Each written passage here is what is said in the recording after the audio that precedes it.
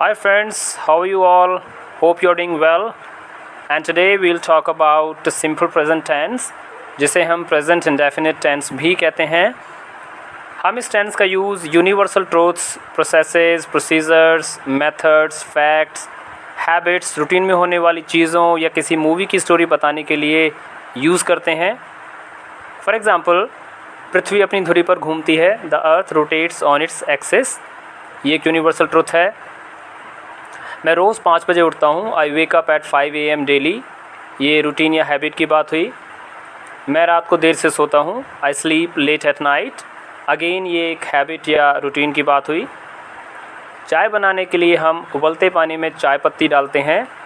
We add tea leaves into boiling water to make tea. ये एक process या एक प्रोसीजर हुआ.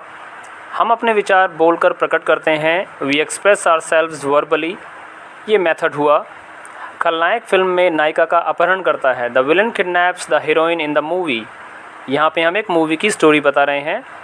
लोग अदालत में केस लड़ने के लिए वकील नियुक्त करते हैं. People appoint a lawyer to fight a case in court of law. ये एक प्रोसेस और प्रोसीजर इसे हम कह सकते हैं. तो यहाँ एक बात एकदम क्लियर है कि ऐसी बातें जो हमेशा एक जैसी ही रहती हैं, सिचुएशन चेंज होने पर भी इनमें कोई चेंज नहीं आता, तो इस तरह की बातों को कहने के लिए हम सिंपल प्रेजेंट टेंस का यूज़ करते हैं. And friends, now will talk about the formula of this tense.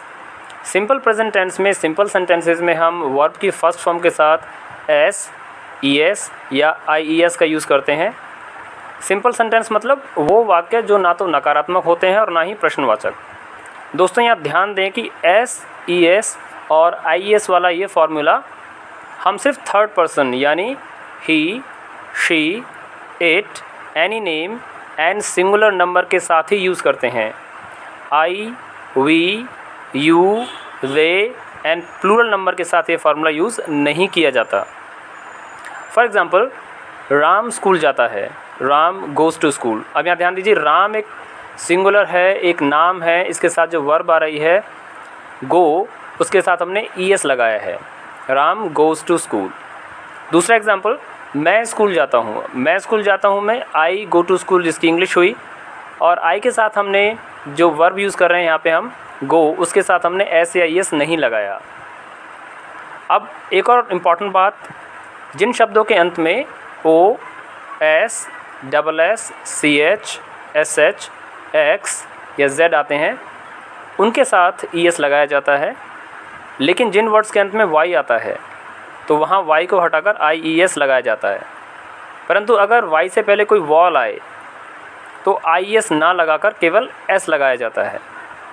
For example, play becomes plays. Play की स्पेलिंग क्या है? PLAY. y से पहले A आ रहा है जो कि वॉल है, तो हम यहाँ पे IES नहीं लगाएंगे, सिंपल S लगाएंगे.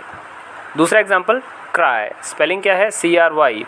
y से पहले R, एक कॉन्सोनेंट आ रहा है, तो हम यहाँ पे y को हटा देंगे और IES लगा देंगे, जो बन जाएगा क्राइज. दोस्तों, इस फार्मूला की एक इंटरेस्टिंग बात यह है कि बोलते वक्त जब आप इसे बोलोगे तो एस, ES या IES का पता नहीं चलेगा, क्योंकि साउंड तो सब में एस का ही आएगा. लेकिन जब आप इसे लिखोगे तब ये पता लग जाएगा कि आपने एस लिखना है या ES या फिर IES. तो लिखते वक्त आपको उसका ध्यान रखना है. दोस्तों, अब बात करते हैं नेगेटिव और इंटरोगेटिव सेंटेंसेस के बारे में.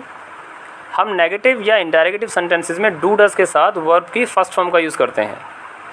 डू हम फर्स्ट पर्सन यानी I, we, you, they and plural number के साथ यूज़ करते हैं, जबकि डज हम थर्ड पर्सन यानी he, she, it, any name and singular number के साथ यूज़ करते हैं. फॉर एग्ज़ाम्पल, राम स्कूल नहीं जाता. देखिए, राम एक सिंगुलर है, एक नाम है, तो हम इसके साथ डज लगाएंगे, जैसे Ram doesn't go to school. दूसरा एग्जांपल, मैं स्कूल नहीं जाता, तो मैं यानी कि आई और आई के साथ हम डू लगाते हैं, तो सेंटेंस बनेगा I don't go to school. अगर दोस्तों हमें इसका इंटरोगेटिव बनाना है तो हिंदी में क्या राम स्कूल जाता है को हम इंग्लिश में कैसे ट्रांसलेट करेंगे? Does Ram go to school. तो ये जो सब्जेक्ट और जो हेल्पिंग वर्ब है ये आगे पीछे हो जाएंगी.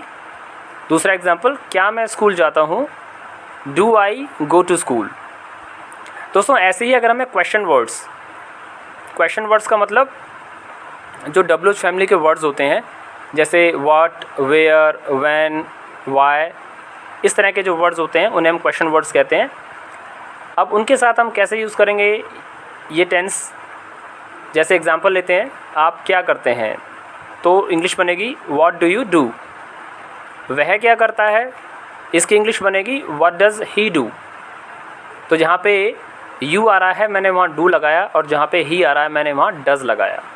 और दोस्तों लास्ट में एक और बात, स्पेशली जो लोग हिंदी बोल सकते हैं और समझ सकते हैं उनके लिए काफ़ी फ़ायदेमंद है ये चीज़।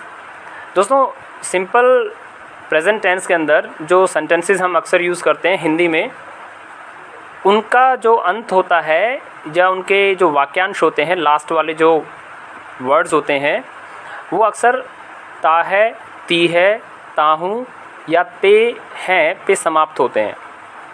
तो अगर कोई सेंटेंस इन वाक्यांशों पे ख़त्म हो रहा है, फिर से सुन लीजिए, ता है, ती है, ताहूँ या ते हैं, तो आप अंदाज़ा लगा सकते हैं कि ये सिंपल प्रेजेंट टेंस है और मैं यहाँ पे डू डज़ वाला फार्मूला या SAIS वाला फार्मूला यूज़ करूँगा।